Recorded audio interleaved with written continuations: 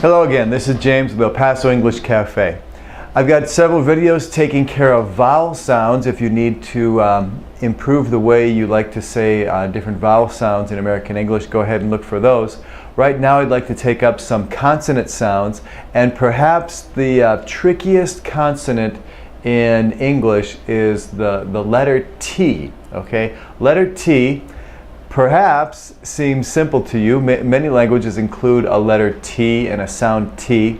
Right, but in English, what you see is not what you get. We've got several interpretations for the letter T. Okay, we'll begin at the beginning, and of course the place to begin is the most common sound, which would be the sound that we make with the letter T most often when we read the letter T. Okay, the first thing to notice when you're making the sound T is that it's really a two-part sound. Linguists call it a stop plosive. Okay, what it means is it's got two things going on with your tongue. The first part of any T sound is going to be your tongue putting itself into position. Okay, your tongue is going to touch the roof of your mouth behind your teeth, and that's where it begins the sound. And actually you stop the air. So let's say I'm saying a word like Tom. Okay, he's my brother Tom. Notice when I end the word brother, that's on a vowel sound. Brother Tom. I need to get my tongue up there and actually stop the sound, stop the airflow for a moment, Tom, before I give you the plosive part. Stop plosive. First I stop the air, Tom, and then I give you the explosion. Okay, I give you a puff of air, Tom, Tom. He's my brother Tom. Okay, but not many people notice the two parts. You've got the stop, and then you give us the puff of air. All right, so both those pieces are included in the most common interpretation of the letter T in English. So we've got many words where we include the stop plosive T, as in Tom or tail, teen, after, not always in the beginning of the word, sometimes in the middle of a word, after, stay, tree, actor, next. Okay, now I've included a word like tree. When we combine with the R, actually we say it like this, tree. We actually put our lips in the R position before we give you the R, before we form the T. So the T is formed with the lips in the R position. So we've got tree, tree. I'm in the stop, my tongue is there stopping the air on the roof of my mouth, but I've already got my lips in the R position. Tree, tree. So I know that's difficult for some people to do the TR combination. If you're doing the TR combination, think of R. Get ready for the R while you're doing the T. Tree, tree. Okay, so we've got tree. Stay is a little bit interesting. Stay. Notice when I say Tommy, my brother Tommy, it's the tip of my tongue making the stop. However, in a word like stay, the tip of my tongue is down for the letter S, stay, and I don't think this is common to everybody, but at least in my mouth, I feel that it's not the tip of the tongue. It's a little further back on the tongue, making the explosion for the T. Stay, stay. I can feel that. So for some letter combinations, perhaps not the tip of your tongue is doing the stop plosive. Perhaps it's a little further back on the tongue, which I can feel when I do stay, stay. All right. Here you've got them all three connected. STR. Stretch, stretch, stretch. Stay, stretch, stretch. So even you start this lip extension for the R way back at the S in stretch, stretch. Okay, so work on that if you need to. I've left this word for the end. I'll get to it in a moment here. Gonna need a marker. I'll get to that in a moment when I talk about the next interpretation of the letter T. Okay, so we'll leave this, I won't pronounce this word, we'll leave this word here for a second and we'll get to it. It's not such a common word, but I don't know how common this situation is. Okay, so we've got T's in all these places and we say them as a full T, as a stop plosive. Okay, over here, the next most common interpretation for the letter T actually sounds like a D. It's perceived as a D sound to the English speaker. To a Spanish speaker, it's going to sound more like a Spanish R than anything else. A Spanish R has tongue movement to the top of the roof of the mouth and down again.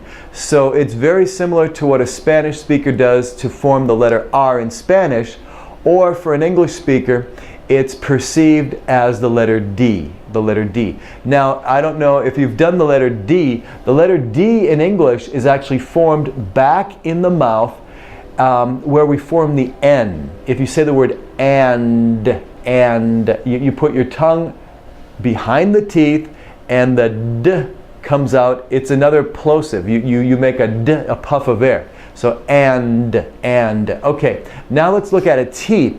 The T is going to sound like this D or Spanish R when it is located between two vowels, okay, or two vowel sounds. It's the sound. R is a vowel sound, so we'll see that. Okay, let's take some examples here. Here's a very, very, very common word in English: water. Water, water. I don't know if you can see my tongue doing something, but water. So my tongue goes up only very briefly for this touch up here on the roof of the mouth. Water, water. It touches and comes right off. Touch and come off. Water. It's perceived as a Spanish R by Spanish speakers. Water, water, water. Now, if you go to England, of course, they speak a different dialect of English, and they may say water, water. They treat the R differently, they treat the T differently. Yes, so in some dialects of English in England, not all, there are some dialects of English in England that treat the treat the T even less formally than Americans do. Okay, but if you see a Harry Potter movie, a movie with Harry Potter, Potter to the American is Potter to some people in England. So you'll see this T in between two vowels in the mouth of someone from England may sound like this stop plosive, like this first interpretation. However, in most American mouths, this T in between two vowel sounds is going to be this D, water, water, water. Okay? Very common. From the president on down, we all say water. Now, if I've got a bad cell phone connection, or I need to make myself clear, maybe to a second language, to an English language learner, or maybe in some way I need to be more clear, I will often give you the T, okay? An American is aware that this is a T and not a D, and definitely can give it when necessary. Water, I'm saying water, right? If I need to emphasize, I will give you the T, but not often, not normally, okay? 99 times out of 100, this is water. What is that then? Better, better. Oh, I don't like this water. Can we get some better water? That's exactly how we say it, better water. Okay, we all understand each other. This is not slang. This is not street speech. This is not.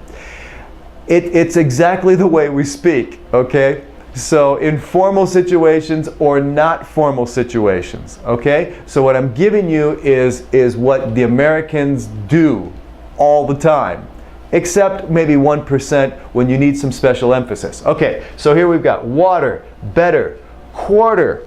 Quarter, I need a quarter. Quarter is 25 cents, right? Quarter. Now notice you've got this R, which is It's actually a vowel sound. Quarter, quarter, quarter. Okay? 30. There's an interesting one. 30. I tell my students, if you're distinguishing between 13 and 30, 13 is here. 13 will have the stop plosive aspect of T, but 30 has the D kind of sound. This is more like 30. You think of this as D, 30, okay?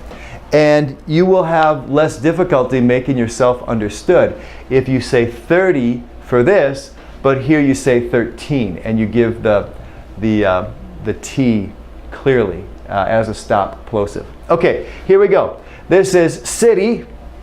I live in New York City. New York City, city. Rarely do we say city. No, we don't say city. Go to England if you want to hear about cities. If you are in the United States, you're going to be hearing about cities, cities, okay? This is the word city, okay? This is a small cat, kitty. Notice, it doesn't matter. 1 T, 2 T's, same difference. 1 T or 2 T's in between vowel sounds.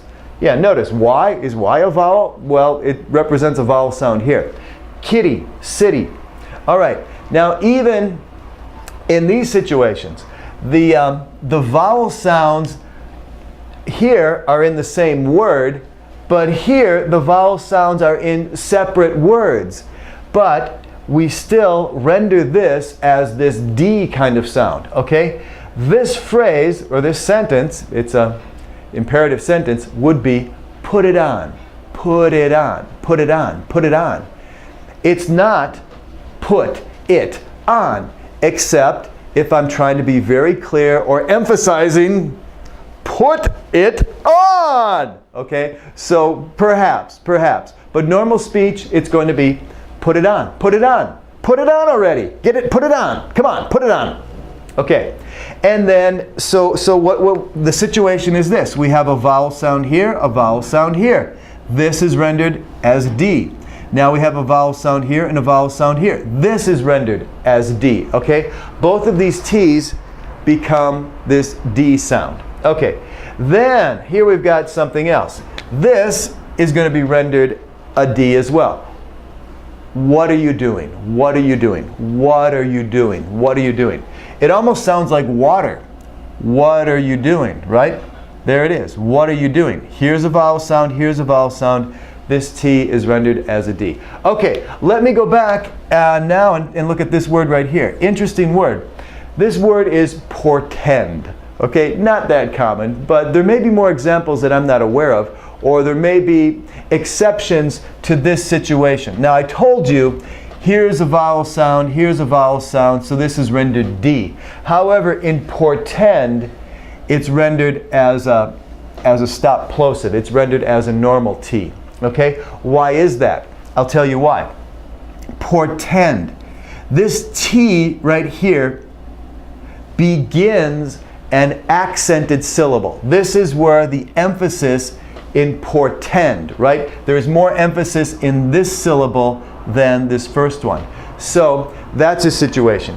At the beginning of a word, it's generally a T, Tom, okay? Or at the beginning of an accented syllable. So we've got portend, portend, okay? So you've got this situation, but once in a while you will have an exception if you've got emphasis on this syllable. Okay, so let's go through these again. Tom, tail, teen, after, stretch, next, actor, tree, tree, stay, stay, portend. Okay, let's render it as a D. Water, better, quarter, 30, kitty, city, put it on. What are you doing? What are you doing? Okay, I've had so much fun with El Paso English Cafe. I'll be back with more videos. I hope you're coming back.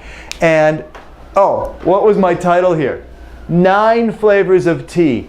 There are 9 interpretations that I want to make you aware of with the letter T or the sound T. Okay, thanks so much. I hope to see you again. Bye.